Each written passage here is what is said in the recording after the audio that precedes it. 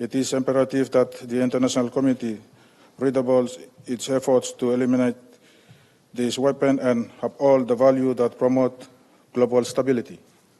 Vanuatu actively participates in international disarm treaty, including ratifying the Treaty on the Prohibition of Nuclear Weapons, the Treaty of Rarotonga, the CTBT, and the NPT. We call on nuclear-armed states to fulfill the disarm commitment through complete and safe arm limitation in the arsenal. Achievement a world free of nuclear weapons require collective action, transparency, and political will. As a nation committed to peace, Vanuatu urges all countries to join this vital endeavor, emphasizing that humanity's future depends on our united effort to eliminate this destructive weapon and build a safer, more just world for generations to come. I thank you. I thank you, Minister of Foreign Affairs of Vanuatu, for his statement. I now have the honor to give the floor to His Excellency Elijah Muchima, Minister of Health of Zambia. The floor is yours, sir.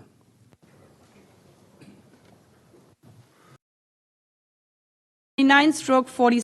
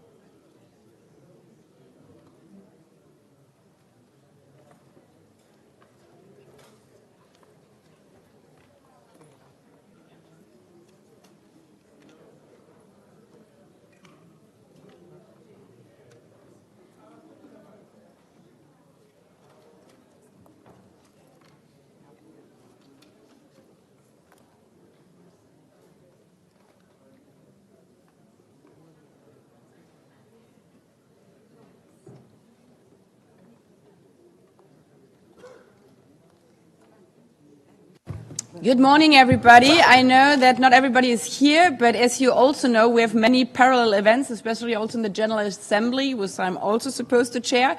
So I would kindly ask everybody to take a seat because we will start in a few seconds.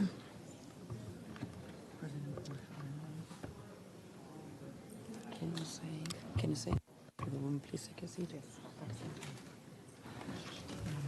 Delegates, if we could, in the back of the room, if you could have a seat, we're going to start the meeting momentarily. Thank you so much. Good morning again, heads of state and government, Mr. Chef de Cabinet of the Office of the Secretary General, Excellencies, ladies and gentlemen. I warmly welcome all of you to this high-level meeting. Members will recall that by its Resolution 68/32 of December 5th, 2013, the Assembly declared 26 September as the International Day for the Total Elimination of Nuclear Weapons. In its Resolution 79/47 of December 2nd, 2024, the General Assembly reiterated its request for the organization on September 26 every year a one-day high-level plenary meeting of the Assembly to commemorate and promote the International Day for the Total Elimination of Nuclear Weapons. Today, that meeting is being held. In addition, as delegations were informed in my letter dated September 16, 2025, in keeping with the spirit of General Assembly Resolution 72/251, I have invited civil society representatives to make contributions to the meeting. It is my intention to invite these representatives to speak at the end of the afternoon meeting. The International Day for the Total Elimination of Nuclear Weapons is devoted to furthering the objective of mobilizing international efforts towards achieving the common goal of a nuclear weapon-free world, including through enhancing public awareness and education about the threat posed to humanity by nuclear weapons and the necessity for their total elimination. Allow me now to make a statement as the President of the General Assembly. Dear Excellencies, we did not create the United Nations 80 years ago because peace was the neutral state of humanity.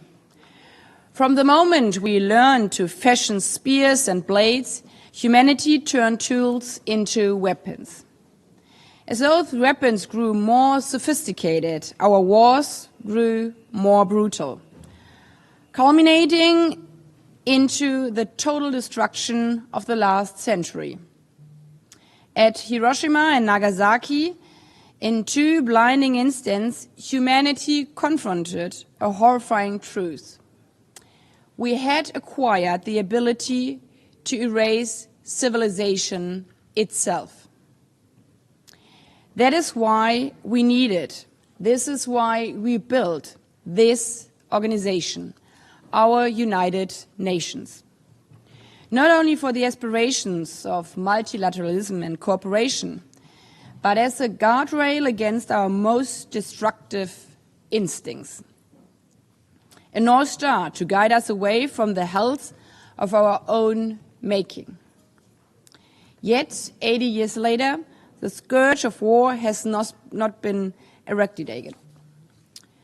Besides all treaties, since Hiroshima and Nagasaki, most states have acquired nuclear weapons, while those that already possess them have expanded their arsenals. In theory, the world accepts that a nuclear war must never be fought and can never be won. Yet, that has not stopped some from building even larger arsenals, or even from repeatedly coming to the brink of using them. During the Cold War, false alarms, misread signals, and reckless standoffs nearly unleashed catastrophe, most famously during the Cuban Missile Crisis. Now the danger is more complex. What if terrorists acquire these weapons? What if artificial intelligence accelerates decision-making, leaving no room for human restraint? The risk of miscalculation today may be greater than at any point since 1945. Excellencies, ladies and gentlemen, managing these risks, especially in areas of disagreement, is precisely one of the tasks for which the United Nations was created. And as I said in my opening speech, it's not because we do not know our compass. It's not because our compass does not work. We do have effective frameworks for reducing nuclear dangers shaped by this organization. The Treaty on the Non-Proliferation of Nuclear Weapons, the Comprehensive Nuclear Test Ban Treaty, and the Nuclear Weapon-Free Zone treaties. These are concrete guardrails. They build habits of restraint and keep doors open to deeper reductions. But as I also said on the opening speech, treaties alone are not enough. Member states, each member state, has to line up to them, has to live up to them, especially those who possess these monstrous weapons. The most simple thing would be to commit to policies of no first use. And rather than pouring resources into new arsenals, we should invest in the biggest security threat for all humankind of this century, the climate crisis. Just imagine if we would use all that money invested into nuclear weapons today for fighting exactly this, the climate crisis, the injustice of social divide. And we should also think about the potential of newer forms from this technology, directed to serve humanity constructively and safely. Used wisely and under regulation, nuclear technology can, for example, diagnose and treat cancer, monitor oceans and the atmosphere. But also, these civil technologies must be kept safe. Because civilian facilities, reactors, laboratories, universities, hospitals could also be turned into targets of war, again with dramatic consequences. And therefore we have to join forces to protect them, wherever, whenever, to be better and safer together. Excellencies, we do not live in heaven. We live in the world we are living in. Therefore, we must be pragmatic. Nuclear weapons exist. Indeed, tens of thousands of nuclear weapons exist. And whether we like it or not, deterrence and balance still feature in delicate security architectures. But they are not ends in themselves. While we cannot be naive about the world as it is, neither can we give up on the world as it should be. It's in our hands. And as I underlined in the opening of the general debate, to give up because we have tried and failed would be to let evil prevail. Our efforts must preserve not because of any certainty that we will win, but because we know it's the right thing to do.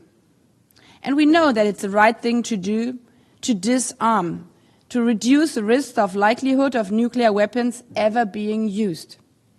Durable security rests not in ever-growing arsenals, but in disarmament, in non-proliferation, and, one day, in abolition. Excellencies, 2 weeks ago, when, together with the Secretary General and the Japanese representatives, I rang the peace bell for the International Day of Peace, I recalled my visit to Nagasaki. Back there, I met schoolgirls who told me why they are fighting for a nuclear weapon-free world. Because they didn't experience the horrors of bombing themselves, but they inherited them through generations from their grandparents, who, some of them were killed by the nuclear bombs, and others had to live with the consequences for life. Those great-granddaughters of the victims have become fierce advocates for peace. They know with unsentimental clarity that humanity holds the power to erase civilization in a single reckless act. For their sake and for the memory of those reduced to shadows in Hiroshima and Nagasaki, let us resolve that their great-granddaughters and their great-grandsons will grow up one day in a world free of nuclear weapons. I thank you.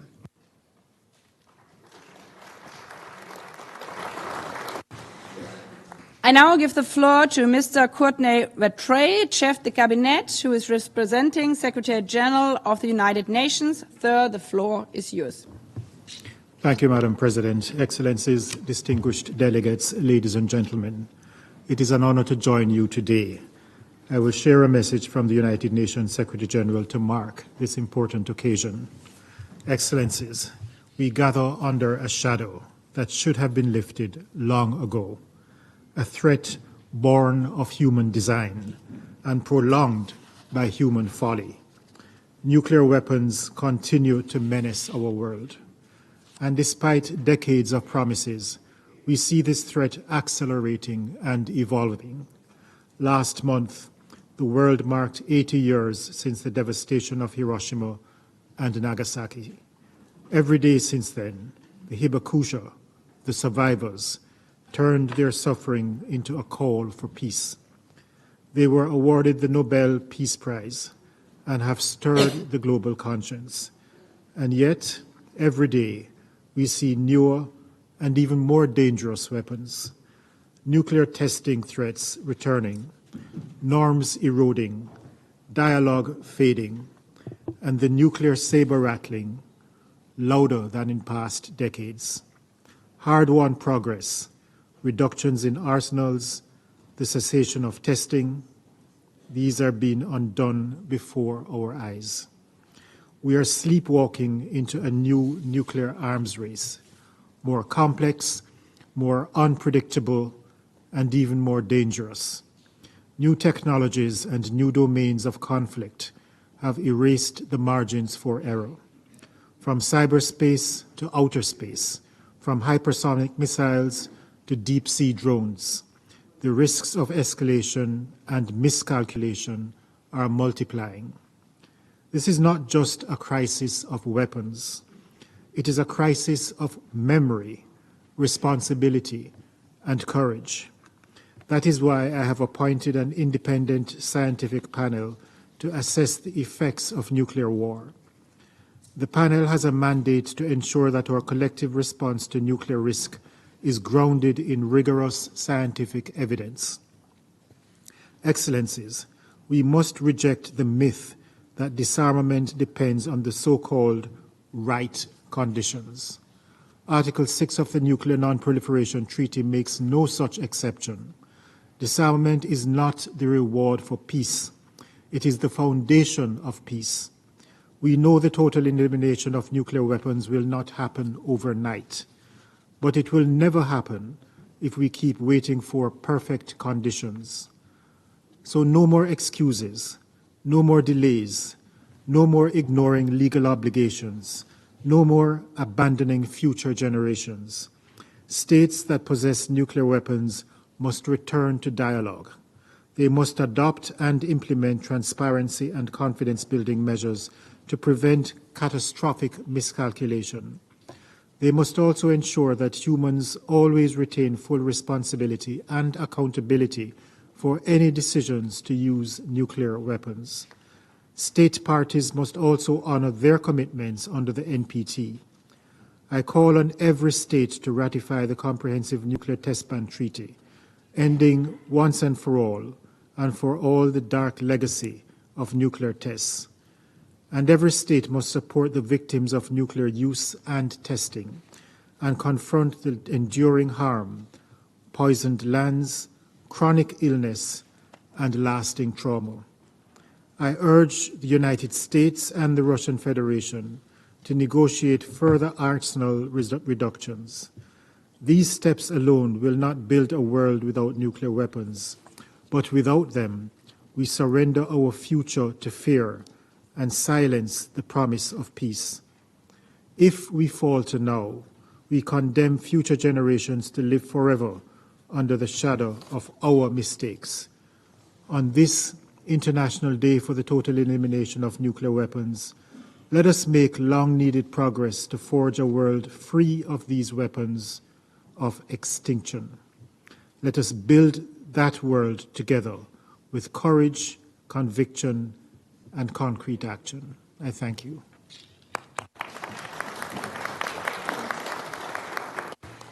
I thank the Chef de Cabinet of the Office of the UN Secretary General for his strong statement.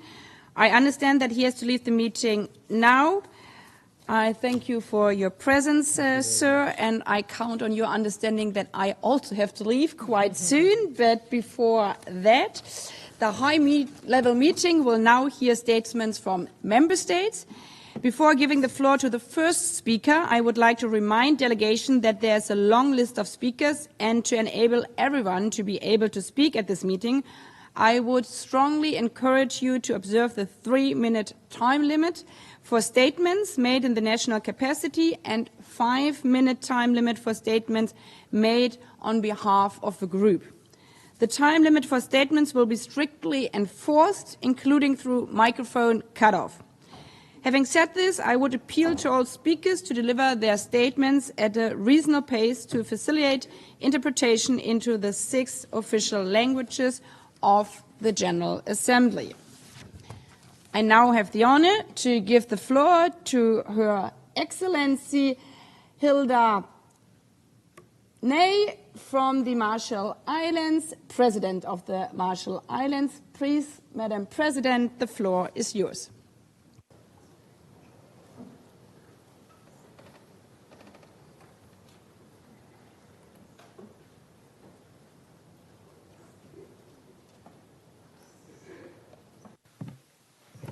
Oops.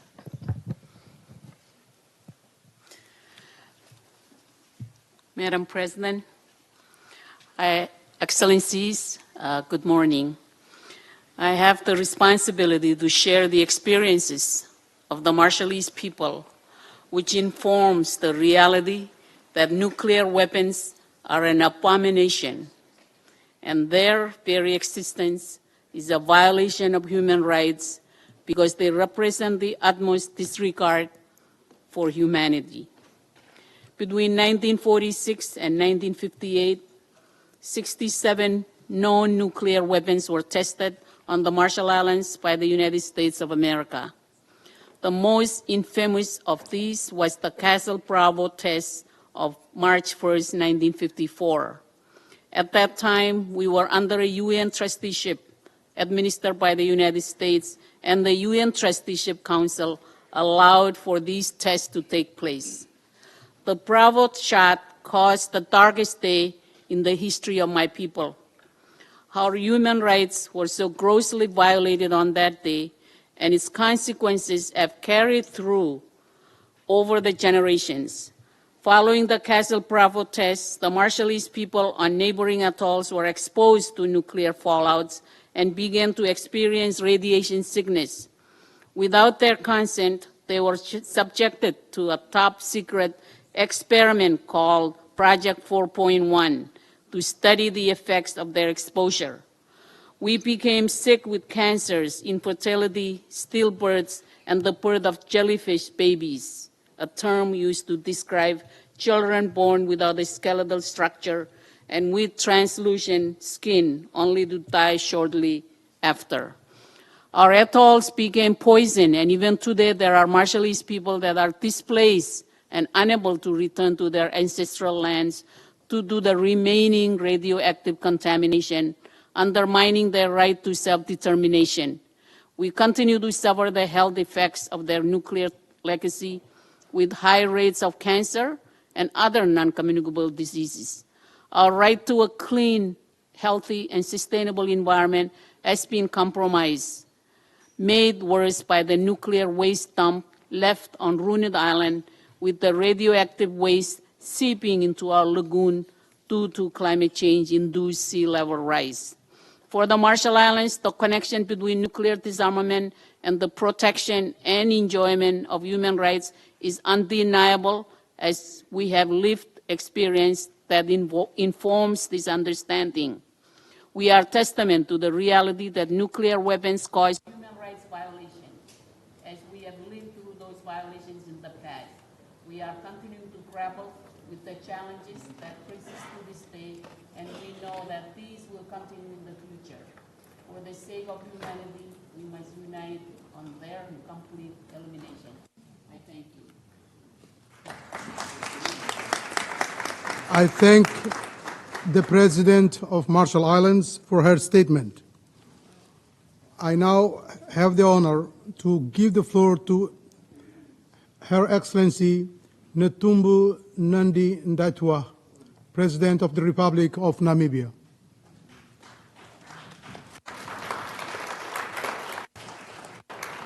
Madam President, in August this year, 8 years ago, 2 atomic bombs were detonated over the city of Hiroshima and Nagasaki, instantly ending the lives of over 200,000 people, with thousands more dying or maimed in the aftermath. The most benefiting way to honoring their lives is to ensure that this human tragedy is never again repeated. Hence, the adoption of the UN First Resolution on Nuclear Disarmament in 1946 was very important. The adoption of this resolution was followed by other global initiatives and arms control treaties, which include MPT, CTBC, and the Treaty on the Prohibition of Nuclear Weapons. In addition, 5 nuclear-free zones were established, including Africa, with the Pella Indaba Treaty that declares Africa nuclear weapon-free zone. As we mark this year International Day for the total elimination of nuclear weapons, we therefore also welcome the impact that those initiatives have made in preventing the further use of nuclear weapons to date. The adoption of the PEC for the future also reaffirmed our commitment to the goals of total elimination of nuclear power. However, the modernization of nuclear weapons is still a major threat, a matter that should be of world concern. While the final objective of the efforts of all states should continue to be general and complete disarmament under effective international control, the immediate goal is to the elimination of the danger of nuclear war and the implementation of measures to avoid any arms race and clear the path towards lasting peace. To underline this objective, Namibia is seeking membership to the Nuclear Supply Group, will seek to ensure the peaceful nature of nuclear trade while further contributing to the strengthening of our non-proliferation regime. Madam President, for the sake of our future generation, we must continue to speak out loudly against nuclear weapons and their use. We must continue to strongly support all nuclear disarmament treaties and the related efforts. On the other hand, we must in equal measures double down on our efforts to promote a peaceful use of atomic energy. Namibia largely remains energy dependent on our intention to make use of our resources as part of our energy mix. Our decision is based on the inalienable rights of countries to develop, research, produce, and use nuclear energy for peaceful purpose. Namibia calls for the accountable use of nuclear energy. I think, Thank Madam. you very much for your kind attention. I thank Madam President Netumbo Ndaitwah, President of the Republic of Namibia, for her statement.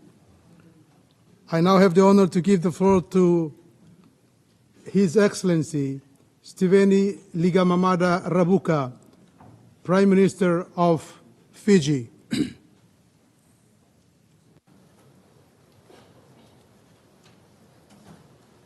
Thank you, sir. Madam President, Excellencies,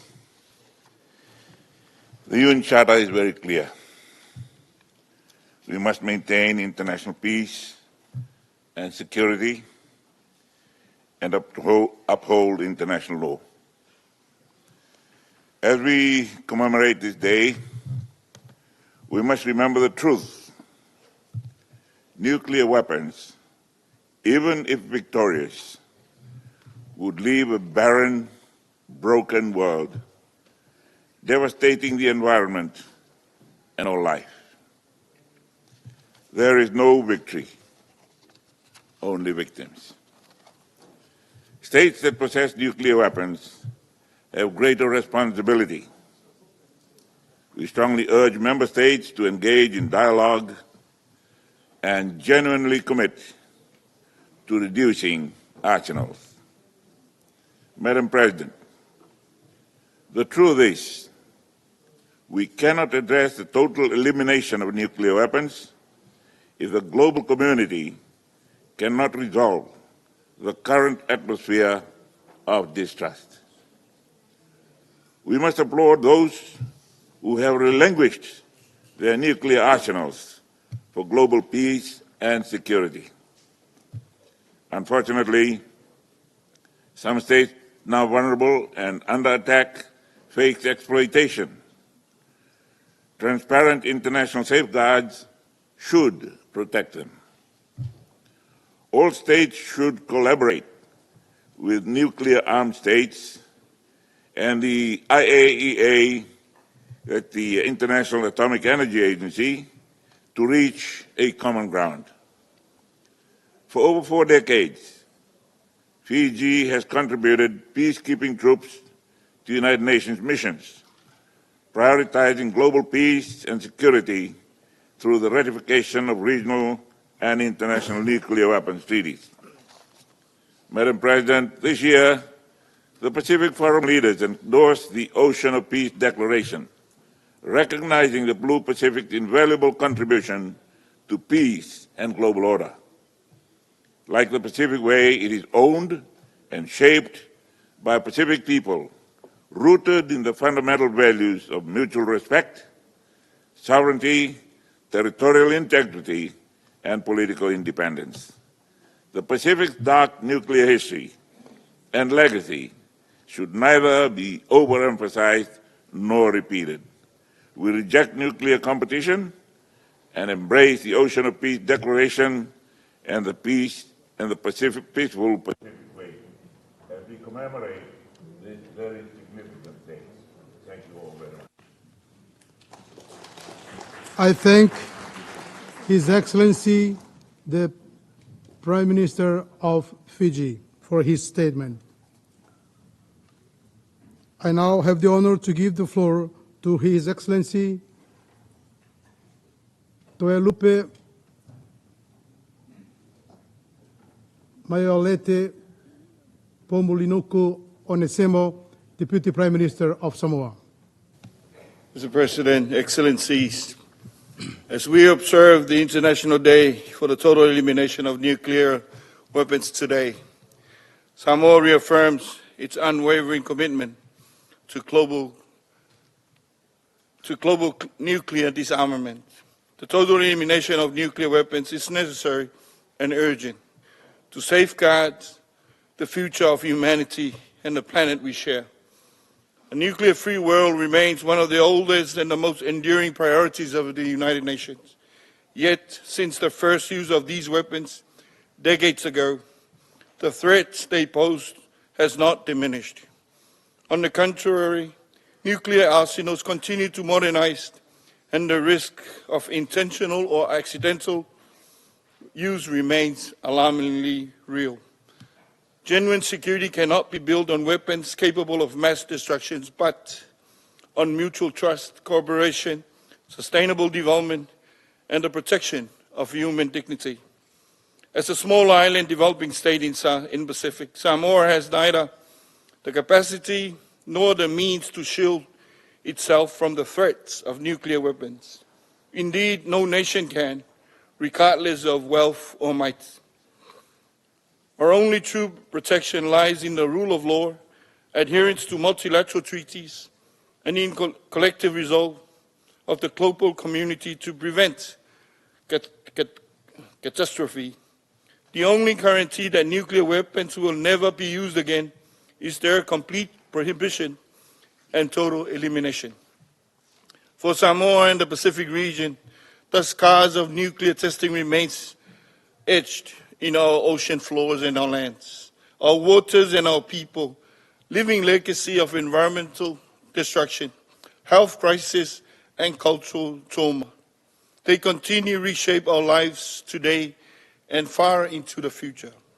Samoa proudly stands as a state party to the Treaty on the Prohibition of Nuclear Weapons. We urge all states not yet party of the treaty to join this instrument to reject these weapons once and for all. We further call on the international community to strengthen disarmament frameworks, enhance transparency and accountability in nuclear policies, and invest in peace-building conflict preventions. Let us commit to actions and invest in peace, not in the tools of mass destructions. Let us renew our determination to act collectively to consign nuclear weapons to history and not as a threat to our future. Thank you. I thank the Deputy Prime Minister of Samoa for his statements. I now have the honor to give the floor to His Excellency J.J. Odongo Abubakar, Minister of Foreign Affairs of Uganda, on behalf of the Non-Aligned Movement.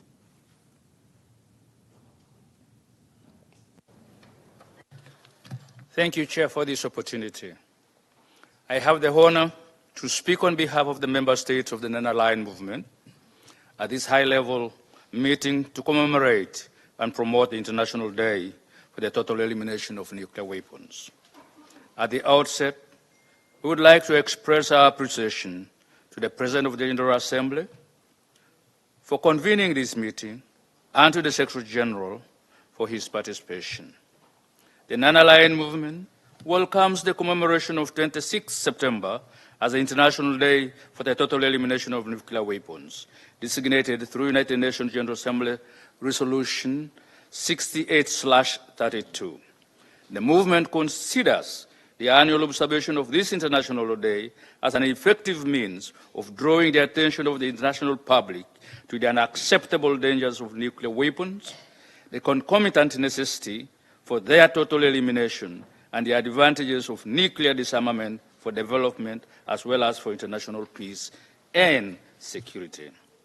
During the 19th summit of the Non-Aligned Movement, held in January 24 in Kampala, member states reaffirmed the principled position that nuclear disarmament has been and remains the highest priority for the movement. The heads of state and government stressed that progress in nuclear disarmament and nuclear non-proliferation in all its aspects is essential to strengthen international peace and security. They also stressed the importance of ensuring that efforts aimed at nuclear non-proliferation are parallel to efforts aimed at nuclear disarmament. In this regard, we emphasize that the convening of the United Nations High-Level International Conference on Nuclear Disarmament, as mandated by the relevant General Assembly resolutions, would provide an important opportunity to review progress made in nuclear disarmament and to further promote this noble objective. The NAM state parties, the Treaty on Non-Proliferation of Nuclear Weapons, reaffirmed the importance of implementing the three pillars in a balanced manner. The slow progress towards nuclear disarmament and the nuclear weapon states' lack of progress towards accomplishing the total elimination of their nuclear arsenals, in accordance with their relevant multilateral legal obligations and commitments, remain issues of deep concern to the Non-Aligned Movement. We affirm the need for urgent and concrete actions aimed at achieving this goal of nuclear disarmament. NAM state parties to the treaty reiterate the urgent need for accountability of the nuclear weapon states for their disarmament obligations under the NPT through benchmarks, concrete, measurable, and time-bound actions on nuclear disarmament with established deadlines and reporting their implementation on these obligations to the Review Council until the goal of total elimination of nuclear weapons is achieved. The Non-Aligned Movement further reiterates its concern that qualitative and quantitative improvements in existing nuclear weapons and the development of new types of nuclear weapons and provided for in the military doctrines of some nuclear weapon states contravene the commitments made to diminish the role of nuclear weapons in their military and security policies, as well as the negative security assurances provided by the nuclear weapon states. The movement stresses once again that these improvements, as well as the development of new types of such weapons, violate also the commitments undertaken by the nuclear treaty states at the time of the conclusion of the Comprehensive Nuclear Treaty Ban and the NTP review conferences.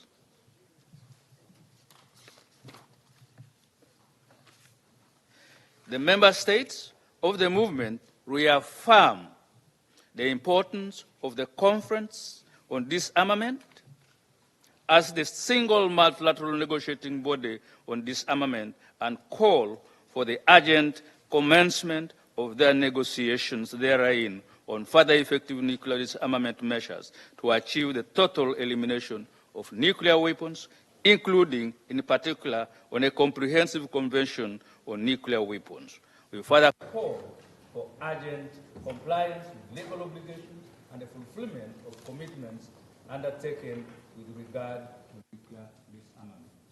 To conclude, NAM welcomes the UN meetings and activities for the commemoration of the International Day for the total elimination of nuclear weapons on this day. And we appreciate the participation of all delegations in this important event. We strongly encourage member states, the UN system, and civil society, including non-governmental organizations, academia, parliamentarians, the mass media, and individuals to commemorate and promote the International Day for the total elimination of nuclear weapons through all means of educational and public awareness raising activities. I thank you, Mr. President, for this opportunity. I thank you, Minister of Foreign Affairs of Uganda, on behalf of the non-aligned movement, right? I now have the honor to give the floor to His Excellency General Amara Kamara, Minister Secretary General of the Presidency of Guinea, on behalf of the African Group.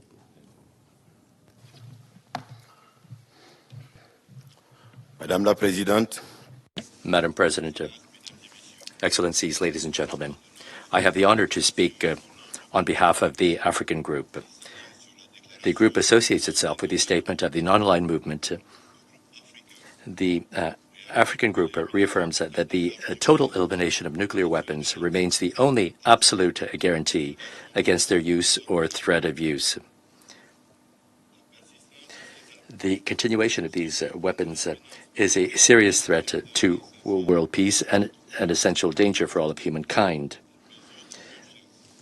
Confidence-building measures and risk reduction measures cannot replace a true nuclear disarmament. We express our deep concern over the lack of progress by the nuclear weapon states to accomplish the total elimination of their nuclear arsenals in accordance with Article 6 of the Treaty of the NPT and the various relevant agreed outcomes of the NPT Review Conference. Nuclear disarmament must remain the absolute priority of the United Nations. Africa is resolutely in favor of a total nuclear disarmament, which is verifiable and irreversible. Ladies and gentlemen, the African Group recalls the historic entry into force of the Treaty on the Prohibition of Nuclear Weapons, which supports the Vienna Plan of Action, as well as the conclusion of its third meeting of the states parties. We await with great interest the upcoming review conference, which will be chaired by South Africa in 2026. And we call upon nuclear weapon states and those under the nuclear umbrella to adhere to the treaty without delay. The African Group also stresses the importance of nuclear weapon-free zones, namely the Treaty of Filindaba, which reaffirms the commitment of Africa to remain a continent which is free of nuclear weapons. The group remains deeply concerned by the lack of progress when it comes to the establishment of a nuclear weapon-free zone and a zone free of weapons of mass destruction in the Middle East. We call upon all states to play a constructive role in the UN conference underway, namely the sixth session, which will take place this year under the chairmanship of the Kingdom of Morocco. We firmly condemn the repeated nuclear threats against the Palestinian people in Gaza. We reiterate our regret given the subsequent failure of the review conference of the NPT, which undermines the credibility of the treaty. The modernization of nuclear arsenals, the use of the nuclear doctrine, as well as nuclear sharing agreements, violate the spirit of the NPT. The group underscores the inalienable right to the peaceful use of nuclear energy and the vital role of the International Atomic Energy Agency when it comes to promoting science and nuclear technology for the service of socio-economic development. The African Group recalls the catastrophic humanitarian consequences of any use of a nuclear weapon and calls for their immediate dismantling. we underscore the importance of achieving a universal accession to the Treaty on the Complete Prohibition of Nuclear Weapons, and we urge the states under Article 2 to sign the treaty and to ratify it.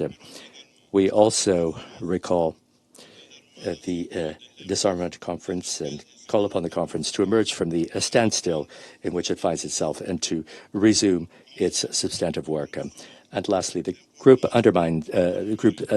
underscores the commemoration of the International Day for the Total Elimination of Nuclear Weapons to recall our collective responsibility to achieve a world which is free of nuclear weapons. Thank you very much for your kind attention. I thank the Minister, Secretary General of the Presidency of Guinea on behalf of the African Group. I now have the honor to give the floor to His Excellency Sugiono, Minister of Foreign Affairs of the Republic of Indonesia.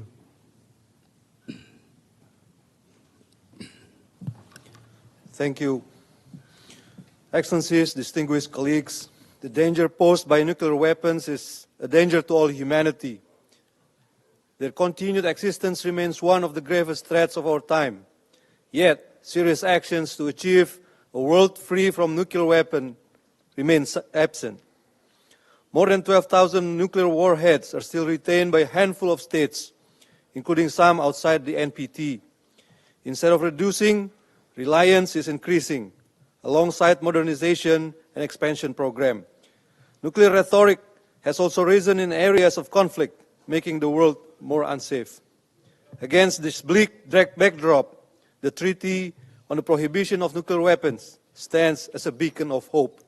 But we cannot allow this treaty remain symbolic. Indonesia calls on nuclear-armed states to take immediate steps to reduce and eliminate their arsenals without preconditions and without delay. Transparency in this regard is crucial. Expansion and modernization must stop. Reliance on nuclear weapons as instruments of policy must come to an end. At the same time, we must also revitalize disarmament institutions. Article 6 of the NPT must be upheld. The Conference on Disarmament must resume its role as a negotiating body. The CTBT must enter into force, and all states should join the TPNW, showing genuine commitment to a safer future. Finally, we must restore political will. We must recognize that the danger of nuclear weapons goes beyond nuclear war. The rise of cyber threats, artificial intelligence, and terrorism make these weapons even more unmanageable. The risk cannot be controlled. The only solution is their complete elimination. The upcoming 2026 NPT Review Conference is a chance we cannot afford to waste. Let us work together with urgency to eliminate nuclear weapons and save humanity from catastrophe. I thank you. I thank His Excellency, Minister of Foreign Affairs of the Republic of Indonesia. I now have the honor to give the floor to His Excellency El Taher Salem El Bauer, Acting Minister of Foreign Affairs of Libya. Bismillahirrahmanirrahim. In the name of God, the merciful, the compassionate, good morning, Mr. President, Excellencies, ladies and gentlemen. It's a great honor for me to attend this highly important meeting, which shows the commitment of the international community to the elimination of nuclear weapons. We express our gratitude to the President of the General Assembly of the United Nations Secretariat for having organized this meeting, which is highly significant in human terms. Libya has made the choice of peace based on our conviction. We have abandoned all programs related to weapons of mass destruction. This decision is linked to our faith in the fact that international security cannot be based on mass destruction weapons. It should be based on international cooperation, on the principles of the United Nations Charter.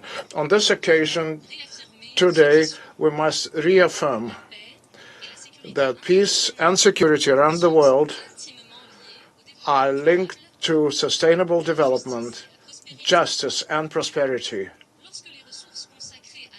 When resources devoted to arms are cut back, we release funds to promote the development of culture, social work, the economy.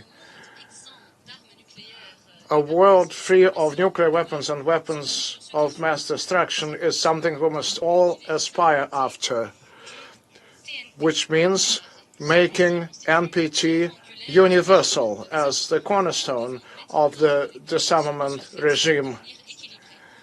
We must move forward in a balanced and reasonable manner. States must also ratify the Nuclear Weapons Ban Treaty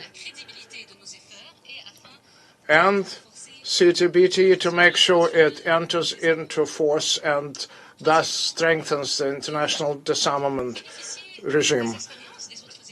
Next, we see the experience of other countries, specifically in Africa and Middle East, in proclaiming zones free of weapons of mass destruction. Next, a zone free of weapons of mass destruction should be established in the Middle East. It's a strategic objective, highly sought by the nations of the world to promote stability in the region and the world. This reflects the common position of Arab states. المتواصل بالتعاون البناء مع جميع الدول الأعضاء والشركاء الدوليين في إطار روح من الحوار والتفاهم المشترك وصولا إلى تحقيق الهدف النبيل المتمثل في القضاء التام على الأسلحة النووية وأسلحة الدمار الشامل الأخرى وبناء عالم أكثر أمنا وإنصافا للأجيال الحالية والقادمة. شكرا على حسن I thank the Acting Minister of Foreign Affairs of Libya for his statement. I now have the honor to give the floor to His Excellency Legione Mpochoana, Minister of Foreign Affairs and International Relations of Lesotho.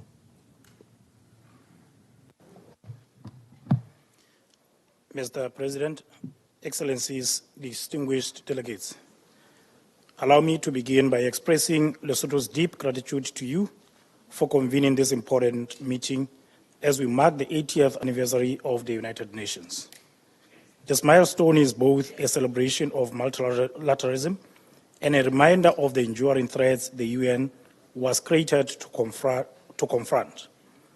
It is sobering that this year also marks 8 decades since the atomic bombing of the Hiroshima and Nagasaki, events that claimed countless lives, inflicted generational suffering, and revealed the catastrophic power of nuclear weapons. This legacy reminds us of urgency of preventing such devastation from ever recurring. The destructive impact of nuclear weapons and testing has never been confined to one region. Radioactive contamination poisons soils, rivers, and oceans, with consequences that cross borders and generations.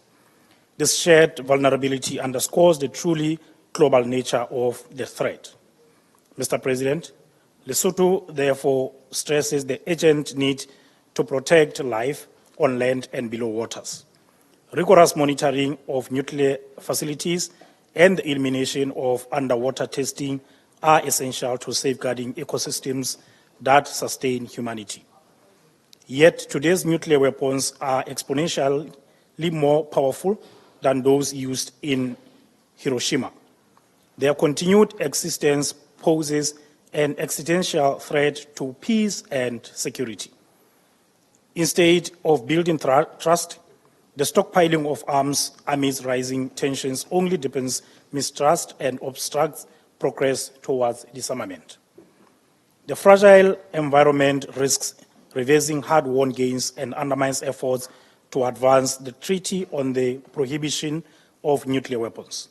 At the same time, vast resources are diverted to nuclear arsenals, while urgent global priorities, poverty, inequality, and climate change remain underfunded. Nevertheless, the 8 years present an opportunity to transform this destructive legacy into a constructive force. Peaceful application of nuclear energy in medicine, agriculture, food security, and clean power can accelerate progress towards the Sustainable Development Goals. But this opportunity comes with new risks. The integration of artificial intelligence into nuclear weapons systems raises grave concerns. Lesotho insists on meaningful human control over nuclear command and rejects the delegation of such authority to machines. At the same time, we recognize the potential of AI when responsibly applied to strengthen verification, transparency, and risk reduction. I thank you, Chair. I thank you, Minister of Foreign Affairs and International Relations of Lesotho. I now have the honor to give the floor to His Excellency Tuafafa Latasi, Minister of Health and Social Welfare of Tuvalu. Madam President, Excellencies, distinguished delegates, Tuvalu is honored to join the international community in commemorating the International Day for the Total Elimination of Nuclear Weapons. For Tuvalu and the Pacific Island states, nuclear weapons represent an existential threat. The world has witnessed the horrific devastation caused by nuclear bombing in Hiroshima and Nagasaki, where the lives were taken indiscriminately. This esteemed institution was founded in recognition of the appalling consequences of war, including the use of nuclear weapons with the purpose of preventing such atrocities from ever happening again. Some of these tests took place in our neighboring Pacific Island countries, imposed upon them by external powers. The consequences are still with us today, especially severe in the islands where the tests were carried out. They have inflicted lasting human health complications, causing concerns and chronic illness. The unborn have unfairly inherited life-threatening conditions, a cruel legacy of decisions they had no part in. Our environment, our ocean, our soils, our air has been irreversibly contaminated. Its effects transcend borders and reverberate across generations. That is what makes it so profoundly dangerous. As leaders, we have an ethical obligation to protect life and the plant, but not endanger it. Regionally, the Pacific Island Forum leaders have upheld their commitment to the Rarotonga Treaty, a pivotal nuclear-free zone agreement that protects the Blue Continent from the catastrophic ramification of nuclear weapons. Tuvalu stands firm in the belief that the use of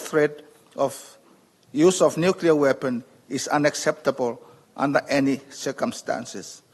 We call for progress towards universal ramification and implementation of the Treaty of the Prohibition of Nuclear Weapons.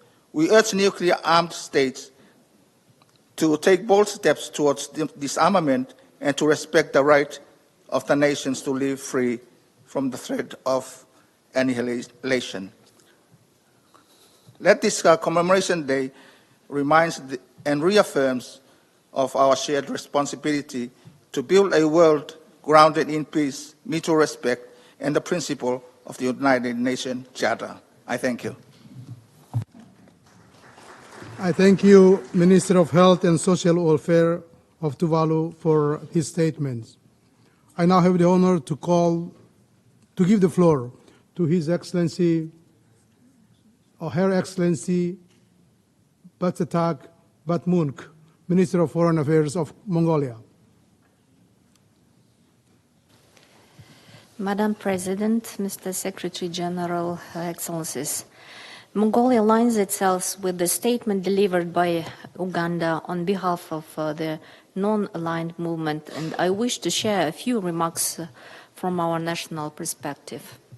Excellencies, For nearly 8 decades, the existence of nuclear weapons has cast a long shadow over humanity's future. Their very presence is a reminder that the survival of humankind cannot rest on doctrines of deterrence, and the only absolute guarantee against their threat of use lies in their complete elimination. Mongolia has long pursued a foreign policy rooted in peace, independence, and balanced engagement. For Mongolia, the vision of a world free of nuclear weapons is not an abstract principle, but a practical policy choice. More than 3 decades ago, we took the unprecedented step of declaring our entire territory of a nuclear weapon-free zone. That decision was born of conviction that genuine security cannot be built on fear or destructive power, but on trust, cooperation, and respect for international law. At a time when international peace and security face mounting challenges, it is imperative that we recommit to multilateralism. Instruments such as the Treaty on the NPT and TPNW and the growing network of nuclear weapon-free zones demonstrate that collective progress is possible when political will converges with moral responsibility. In this regard, Mongolia looks forward to the forthcoming 2026 review conference of the NPT, which will provide a critical opportunity to reaffirm and strengthen the credibility of the NPT as the cornerstone of the global disarmament and non-proliferation regime. We encourage all states parties to approach the review conference with determination, flexibility, and the spirit of compromise, so that it may deliver tangible outcomes. Excellencies, the International Day we mark today is not merely symbolic. It is a call to action, a reminder that words must translate into deeds. In closing, I wish to once again reaffirm Mongolia's unwavering commitment and continued support in advancing our noble pursuit to achieve a world without nuclear weapons. I thank the Minister of Foreign Affairs of Mongolia for her statement. I now have the honor to give the floor to His Excellency Peter Agavaka Chanel, Minister of Foreign Affairs and External Trade of Solomon Islands. President, Excellency, all protocols observed, Solomon Islands welcome the high-level event to commemorate the total elimination of nuclear weapons. It is a timely reminder of our United Nations Charter obligation to maintain international peace and security.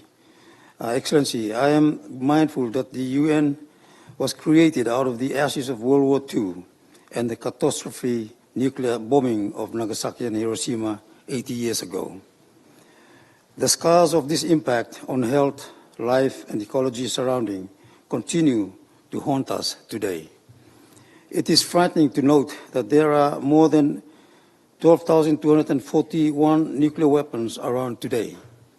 The risks to our shared future cannot be overstated, nor justified by the presence of weapons of mass destruction.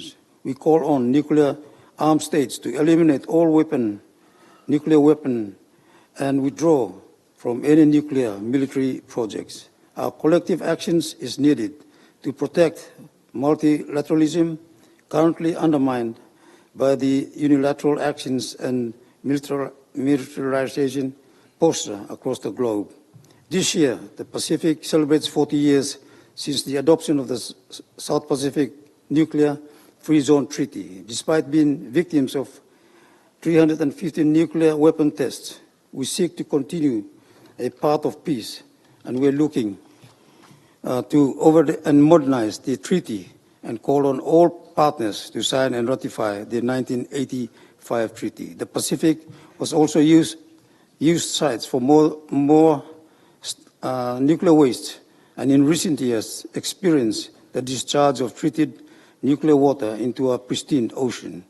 The lack of scientific capacity to understand IAEA's report or monitor the health of the ocean is worrying, and we call for international support on this matter. Solomon Islands has ratified the Biological Weapon Convention, the Chemical Weapons Convention, Treaty on Non-Proliferation of Nuclear Weapons, the Organization of the Prohibition of Chemical Weapons, the Comprehensive Test Ban Treaty, the United Nations Treaty on the Prohibition of Nuclear Weapons, Prohibition on Placement of Nuclear Weapons of Mass Destruction on the seabed and ocean floor. In closing, Solomon Islands reaffirmed the central role of the United Nations in freeing the world from fear and want and to live in dignity. We remain committed in working with everyone in eliminating nuclear weapons and create a better world for our children and children.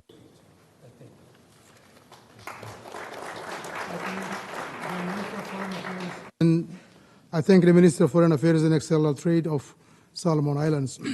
I now have the honor to give the floor to His Excellency Yusuf Maitama Tugar, Minister of Foreign Affairs of Nigeria.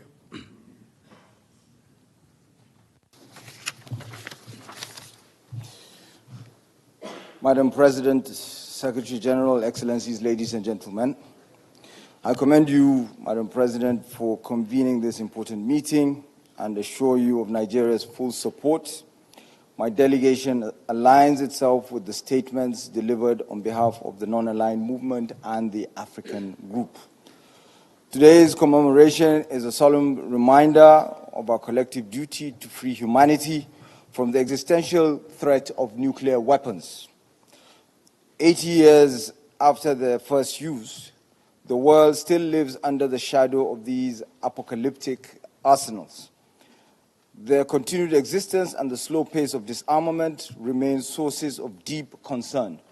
The enormous financial resources devoted to maintaining nuclear arsenals are unconscionable when measured against the urgent developmental needs of the people on the planet. Nigeria remains deeply concerned by the persistent reluctance of nuclear weapon states to fulfill their legal obligations under Article 4 of the Non-Proliferation Treaty and successive review conference outcomes. We urge them to demonstrate genuine political will by halting modernization programs, ceasing further development and testing, and taking concrete steps towards the verifiable and irreversible dismantling of these arsenals. Nothing short of total elimination of nuclear weapons can guarantee their non-use. The adoption of the Treaty on Prohibition of Nuclear Weapons marked a historic milestone in reinforcing the objectives of the NPT. Nigeria is proud to have actively participated in the negotiation and to be among the first signatories. We commend states that have ratified the treaty and call on those yet to do so to accede without delay. Nigeria equally stresses the urgency to bring the Comprehensive Nuclear Test Ban Treaty into force and the need to strengthen IAEA safeguards to ensure confidence, compliance, and transparency. Africa has long demonstrated its commitment through the Pelindaba Treaty, declaring the continent a nuclear-free, weapons-free zone. We encourage other regions to emulate this commitment as a step toward global security. Furthermore, Nigeria recognizes the value of nuclear science and technology when applied for peaceful purposes. In Nigeria, nuclear techniques are advancing agriculture, health, energy, and water resources management. To safeguard these benefits, we call for comprehensive safeguards agreements with the IAEA, stricter controls on radioactive materials, and the expedited conversion of research reactors from highly enriched to low enriched uranium. I thank you very much. I thank the Minister of Foreign Affairs of Nigeria for his statements. I now have the honor to give the floor to His Excellency Mark Ati, Minister of Foreign Affairs of Vanuatu. Thank you. Thank you, Madam President, Excellencies, distinguished guests. On behalf of the government and people of Vanuatu, I wish to express our deepest appreciation to the President of the General Assembly for convening this vital high-level meeting to commemorate the International Day of the Total Elimination of Nuclear Weapons. Reflecting on the devastating impact of nuclear weapons since their first use in 1946, humanity has shown remarkable resilience and a shared resolve to forge a safer future. The establishment of the Atomic Energy Commission exemplify our collective effort to address such crises, emphasizing that even in times of great peril, the human spirit and prevail through compassion and unity. Within our Blue Pacific region, we have borne the immense and enduring consequences of nuclear testing, which have severely impacted our communities' health, environment, and development. This painful experience reinforces our unwavering commitment to the total elimination of nuclear weapons and to securing a peaceful, secure future for all nations. We recognize that nuclear arsenal threaten the very existence of humanity and the planet, undermining international security and contravening principles of peace, human rights, and sustainable development. It is imperative that the international community redoubles its efforts to eliminate this weapon and uphold the values that promote global stability. Vanuatu actively participates in international disarm treaty, including ratifying the Treaty on the Prohibition of Nuclear Weapons, the Treaty of Rarotonga, the CTBT, and the NPT. We call on nuclear-armed states to fulfill the disarm commitment through complete and safe arm limitation in the arsenal. Achievement a world free of nuclear weapons require collective action, transparency, and political will. As a nation committed to peace, Vanuatu urges all countries to join this vital endeavor, emphasizing that humanity's future depends on our united effort to eliminate this destructive weapon and build a safer, more just world for generations to come. I thank you. I thank you, Minister of Foreign Affairs of Vanuatu, for his statements. I now have the honor to give the floor to His Excellency Elijah Muchima, Minister of Health of Zambia. The floor is yours, sir. Mr. President, Your Excellencies, distinguished delegates, ladies and gentlemen, it is an honor to address this assembly on behalf of the government of the Republic of Zambia at this high-level commemoration of International Day for the total elimination of nuclear weapons. Zambia aligns itself with the statements delivered by the African Group and the non-aligned movement and reaffirms our enduring commitment to a world free of nuclear weapons. Mr. President, Zambia's defense and security posture is firmly rooted in non-aggression, non-alignment, and peaceful coexistence. Our national doctrine prioritizes regional stability, human security, and the peaceful resolution of disputes. Zambia's constitution enshrines peace as a national value, and we view nuclear weapons as fundamentally incompatible with the vision.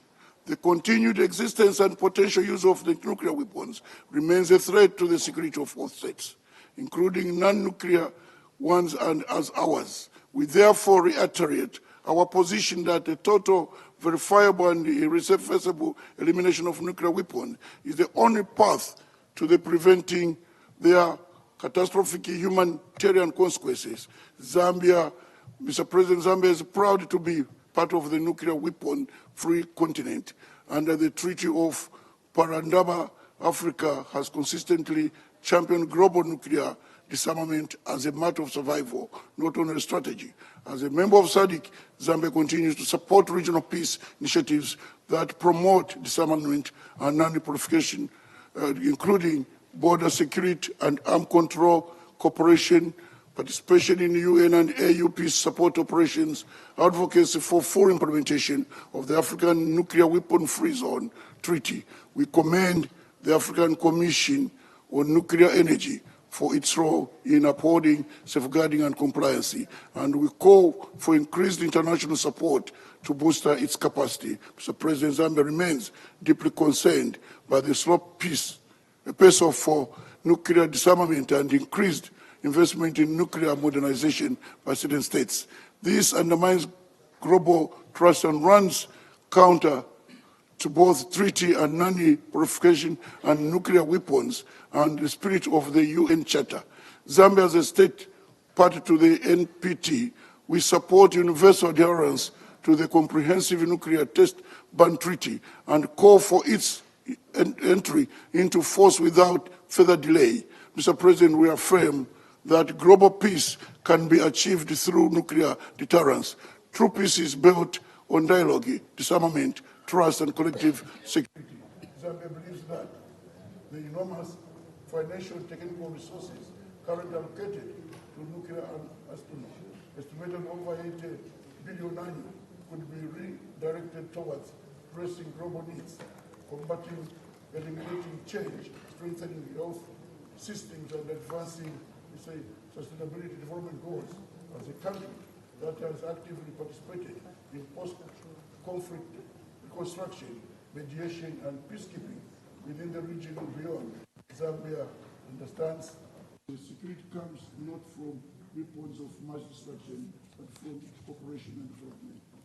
Mr. President, let us honor the memory of Hiroshima and Nagasaki, not just with words, but with action. Let us choose courage over embracing disarmament over doctrine and humanity and society. Zambia stands ready to work with all member states, regional organizations, and civil society to revitalize the global disarmament architecture. Together we can build a world peace is not held hostage by fear, but sustained justice, solidarity, and respect. I thank you. I thank the Minister of Foreign Affairs, or Minister of Health of Zambia.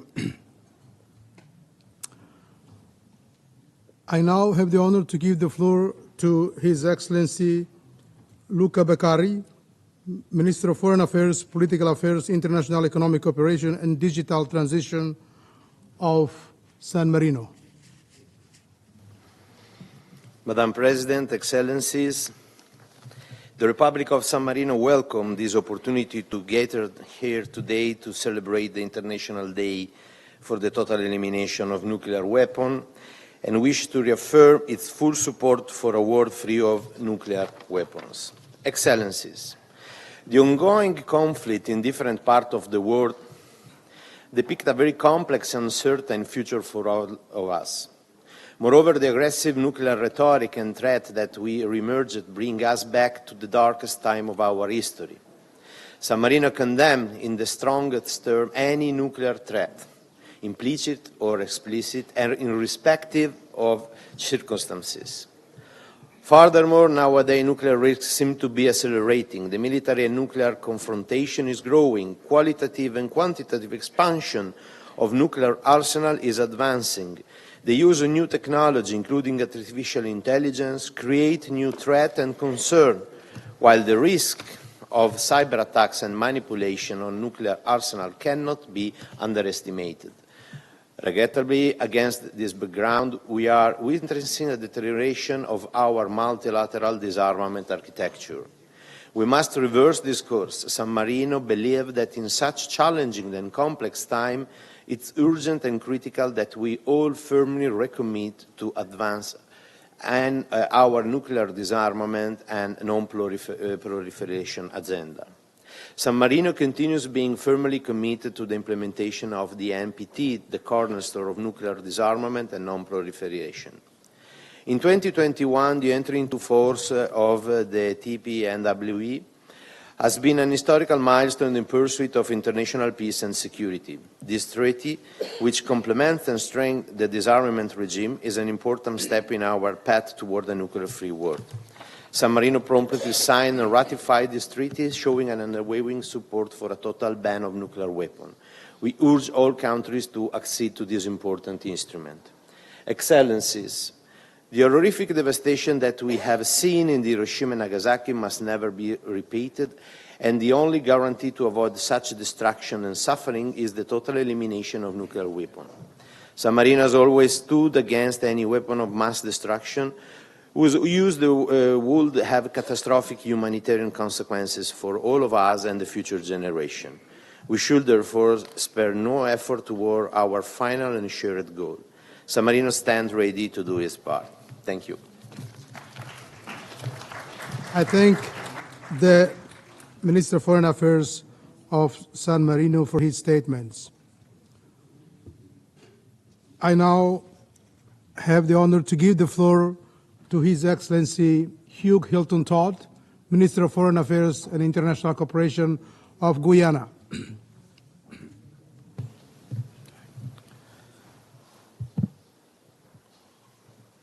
President, almost 80 years have passed since the elimination of nuclear weapons and other weapons of mass destruction from national arsenals was enshrined in the very first resolution of the United Nations General Assembly. Yet, humanity continues to live under the ominous shadow of nuclear weapons. Rather than progress on the non-proliferation disarmament agenda, we are confronted with alarming setbacks. The expansion and modernization of nuclear arsenals, increasingly aggressive rhetoric from nuclear weapon states, the integration of artificial intelligence in military applications such as lethal autonomous weapons systems, and the looming threat of the placement of nuclear weapons in outer space. These troubling developments underscore the urgent need for renewal of global action. Nuclear weapons remain the most dangerous weapons on Earth. A single detonation can annihilate an entire city, killing millions and leaving a catastrophic humanitarian and environmental consequences for generations to come. The dangers from these weapons arise not only from their possible use, but from their very existence. No effective humanitarian response exists to a nuclear detonation. The only guarantee against the use of weapons, nuclear weapons, is through their complete, verifiable, and irreversible elimination. President, it is deeply troubling that today, more than 12,000 nuclear warheads still exist worldwide, while more than 2,000 nuclear tests have scarred our planet. The use or threat of use of nuclear weapons runs counter to the purposes and principles of the United Nations Charter, violates international law, and undermines peace and security.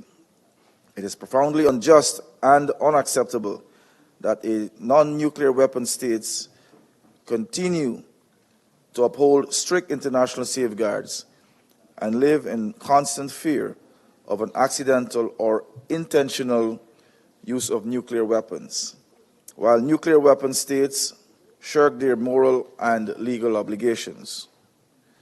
The exorbitant costs of developing and maintaining nuclear arsenals further highlight this injustice. In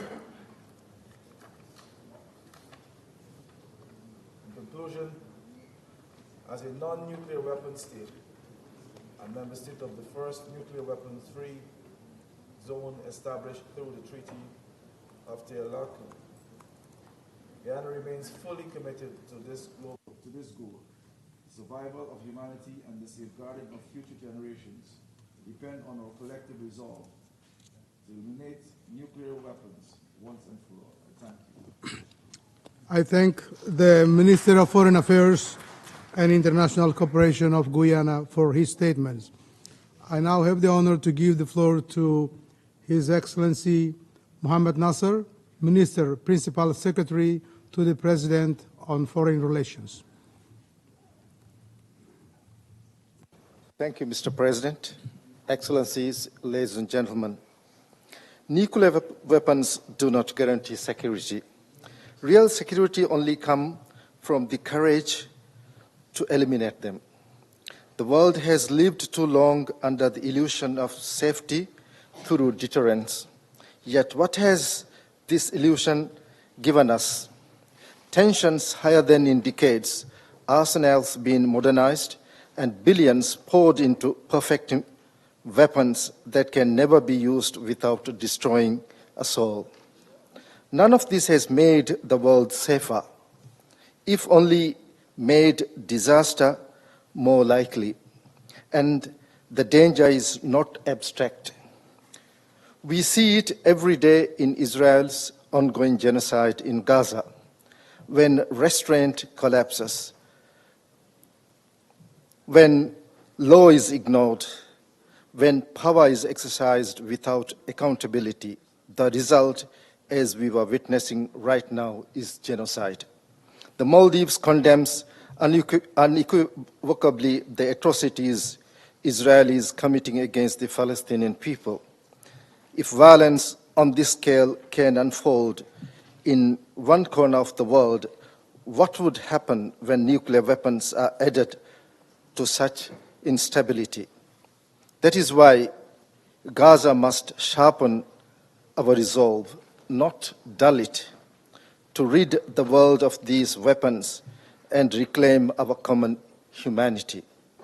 True security is not built on bigger stockpiles or rising military budgets.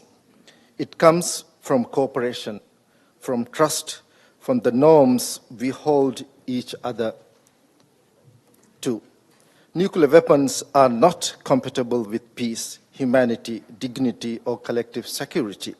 The Maldives chosen a different path. Since 2019, we have been a party to the Treaty on the Prohibition of Nuclear Weapons and the Convention on Cluster Munitions. And just recently, we were approved for membership of the International Atomic Energy Agency. But commitments must be met with action. Only then we can move from the full comfort of deterrence to real protection for all people. I thank you, Mr. President. I thank the Minister, Principal Secretary to the President on Foreign Relations of Maldives for his statements. I now have the honor to give the floor to His Excellency, Mr. Fazl Kabir Khan, Advisor, Minister, Ministry of Power, Energy and Mineral Resources of Bangladesh. The floor is yours, sir. Madam President, Bangladesh aligns with the statement of the non-aligned movement and delivers this in our national capacity. We come from one of the most densely populated regions of the world, where nuclear armed states exist side by side. With rising tensions and frequent skirmishes, the elimination of nuclear weapon is not an abstract aspiration for us. It is an existential imperative. Bangladesh's principled position is clear. Nuclear disarmament alongside non-proliferation remains our highest priority. We were the first South Asian country to sign and ratify the Comprehensive Test Ban Treaty in 2000, and we continue to call for its early entry into force. In 2019, we were among the first 50 states to ratify the Treaty on Prohibition of Nuclear Weapons, and we urge its universalization, including by nuclear weapon states. Likewise, we call on all states outside NPT to accede without delay. Disarmament has stagnated. The indefinite retention of nuclear arsenal is incompatible with nuclear proliferation treaty, non-proliferation treaty. and nuclear weapon states must fulfill their obligations under Article 4. Bangladesh firmly believes that any use of threat of nuclear weapons is a breach of international law. The only credible guarantee is their total elimination. Pending that, we must expand nuclear weapon-free zones, especially in the Middle East and South Asia, and provide credible and unconditional security assurances to all non-nuclear states. We stress the need to revitalize the disarmament machinery, including the UN Disarmament Commission and a conference on disarmament. Progress at this year's substantive session of the Disarmament Commission offers a basis for consensus in 2026. Bangladesh also underscores the non-discriminatory implementation of Article 4 of the NPT. Peaceful users of nuclear technology contribute to clean energy, food security, and healthcare. Recently at IAEA in Vienna, Bangladesh acceded to the Joint Convention on Safety of Spent Fuel Management and on the safety of radioactive waste management. As we prepare to operationalize our first nuclear power plant, nuclear safety and security must enhance, not restrict, states' rights to peaceful. I thank the Minister of Power, Energy, Mineral Resources of Bangladesh for his statement. I now have the honor to give the floor to His Excellency Badr Abdelati, Minister of Foreign Affairs, Immigration and Egyptian Expatriates. شكرا جزيلا السيد الرئيس. Thank you, Mr. Chair. Let me start by thanking the President of the General Assembly and the Secretariat of the United Nations for their decision to hold this commemoration of the Day on the Total Elimination of Nuclear Weapons, an opportunity for us to reaffirm our concern in view of the danger posed by nuclear weapons. Egypt aligns itself with the statements of the non-aligned movement and the Arab group, and in our national capacity, let me say that we must all work together to put an end to this global threat. The threat of using nuclear weapons is unacceptable. We must also mention the highly irresponsible statements coming out of Israel, threats of using nuclear weapons, in addition to the inhumane activities against the civilian population, which are without precedent in international history and go against international law. Our country is committed to the Non-Proliferation Treaty, but we are deeply concerned to see the escalation in recent years.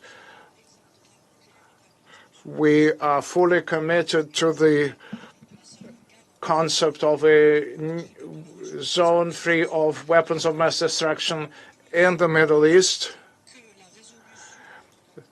The resolution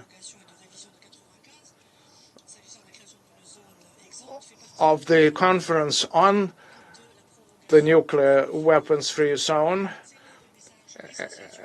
and the expansion and universalization of NPT and TPNW. We reiterate here that the responsible and the moral and legal choice is for all countries to respect non-proliferation and not to insist that nuclear powers should be able to retain their nuclear weapons. Nuclear powers must demonstrate their commitment to taking specific disarmament measures and particularly reaffirm those commitments at the time of the NPT review conference. Thank you. of Egypt. I now have the honor to give the floor to His Excellency Mohammed Ali Nafti, Minister of Foreign Affairs, International Cooperation, and Gambians Abroad of Gambia. No, sorry, of Tunisia. Tunisia, I'm sorry. Thank you, President. Bismillah ar-Rahman ar-Rahim. Thank you, Madam President. We are meeting today in order to celebrate this International Day for the elimination, total elimination of nuclear weapons in a very delicate situation where the world is witnessing an escalation of the threat of the use of these weapons, as well as an unprecedented acceleration of the arms race. This UN commemoration, which is a yearly milestone in order to examine our progress towards nuclear disarmament, to reiterate the commitment of states in that area, has become, unfortunately, an occasion where we have to observe the repeated violations and the increase in risks and threats, and therefore we have to be up to our collective approach, and we have to condemn.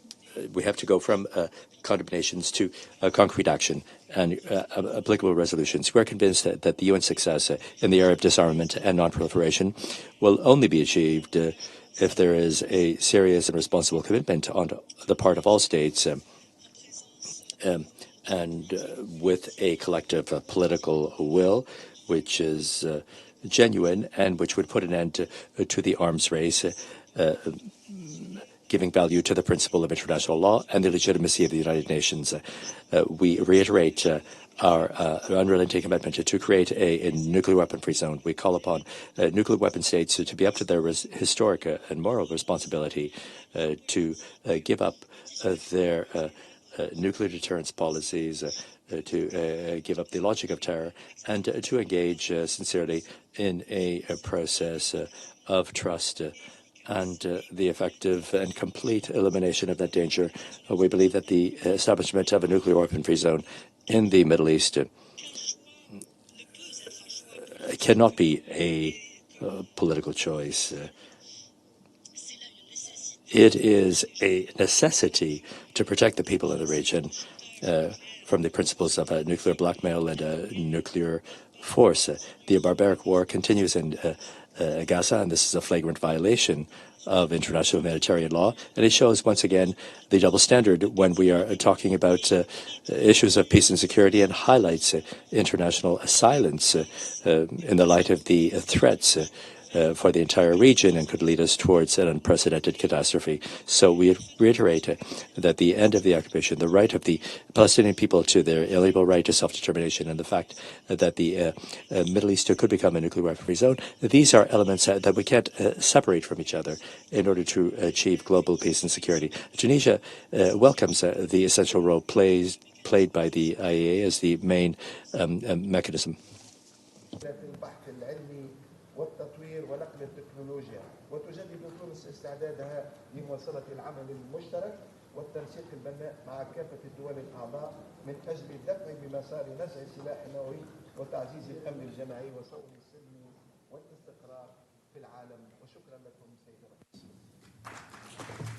I thank you, the Minister of Foreign Affairs, Migration and Tunisians Abroad of Tunisia, for his statements.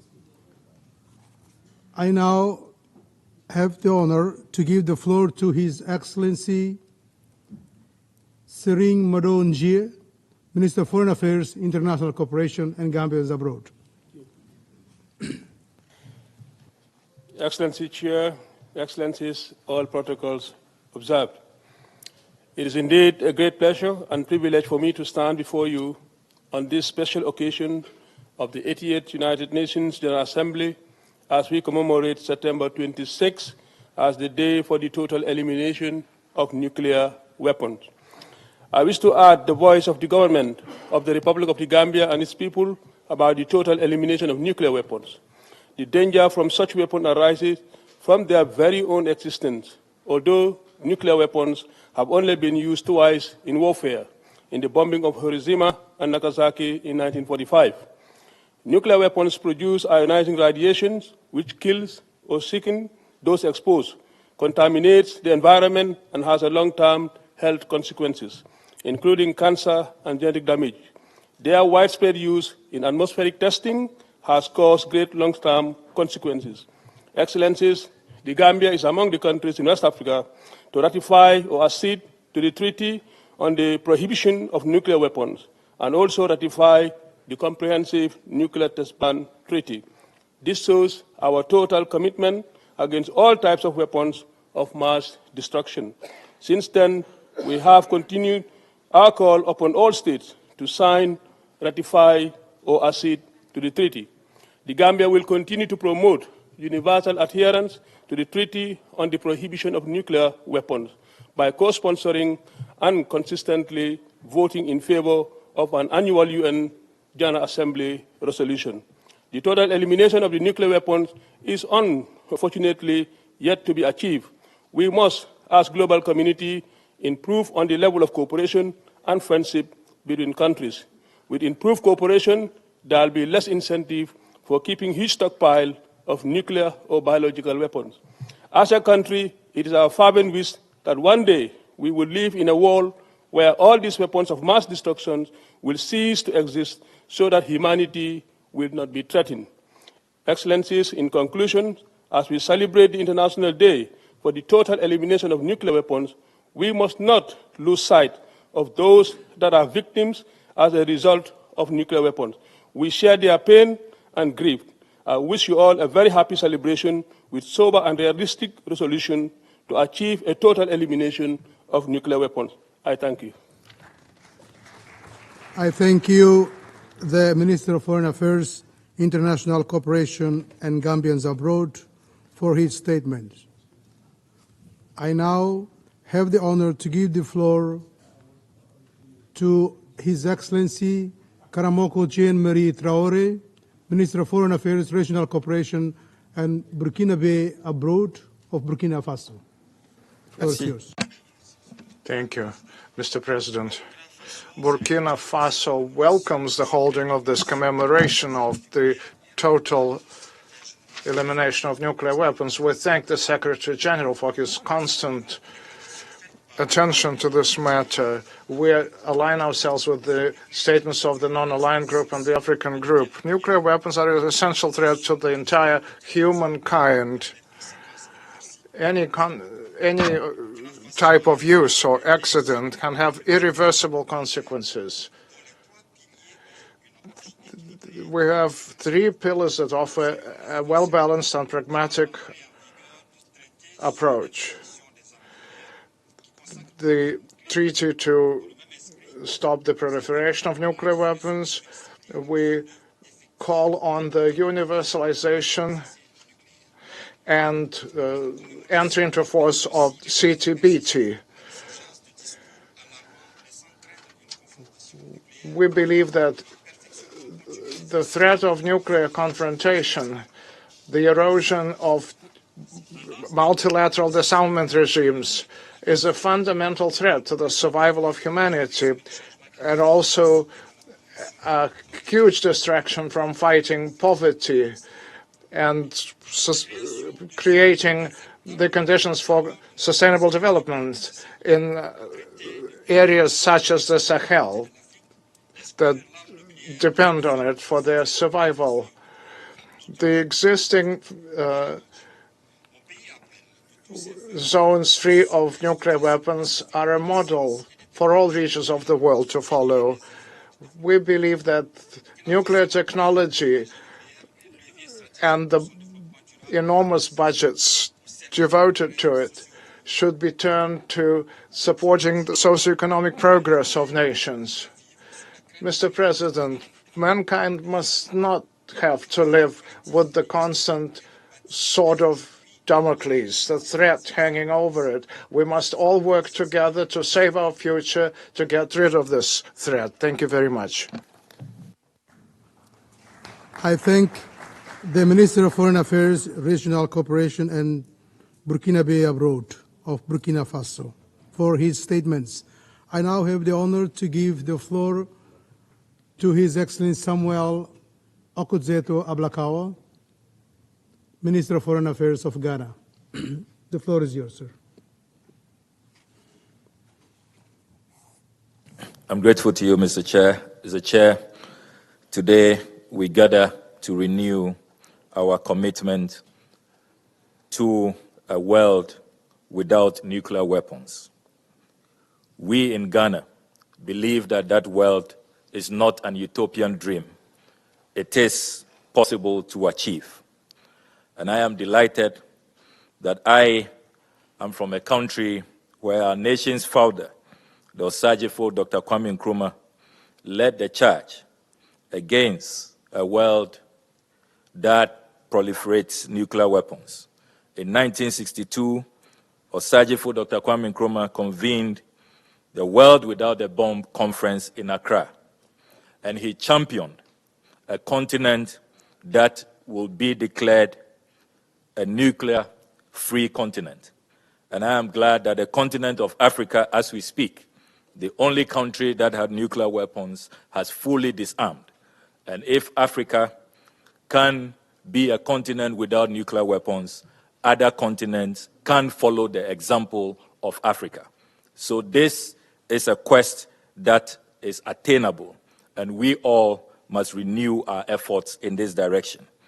80 years since the dawn of the atomic age, the observance of this International Day for the total elimination of nuclear weapons is a reminder that where the compass of global caution is broken and the enduring pledge of never again is overlooked, the horrors of the past would not remain in the past, it will creep upon us into our present reality.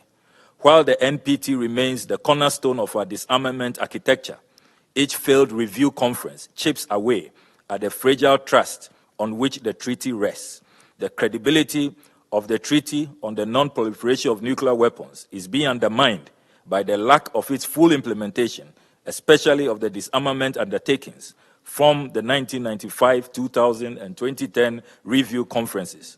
On this occasion, therefore, I remind nuclear weapon states of the obligation to pursue disarmament and call upon all of us to prevent nuclear proliferation and promote the peaceful uses of nuclear energy.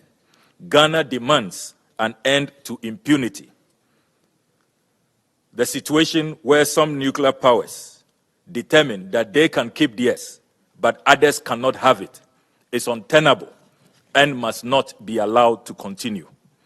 While other disarmament instruments such as the Comprehensive Nuclear Test Ban Treaty and the Treaty on the Prohibition of Nuclear Weapons reinforce the shared objective of nuclear elimination, their promise is weakened when compliance lacks. Distinguished ladies and gentlemen, I am happy to note that this is a historic day for Ghana, because today Ghana will be depositing our instrument of ratification following the signing of the TPNW in 2017 and the full ratification of our parliament in July this year. In concluding, let me do so with the voice of those who witnessed the first use of atomic bombs. Their window of time may be closing and their pained voices hashing out, but their voices still carry the urgency and moral clarity we need today to galvanize us to fulfill our shared promise, not in some distant future, but with concrete action now. Thank you very much. I thank the Minister of Foreign Affairs of Ghana for his statements. I now have the honor to give the floor to His Excellency Bruno Rodriguez Parilla, Minister of Foreign Affairs of Cuba.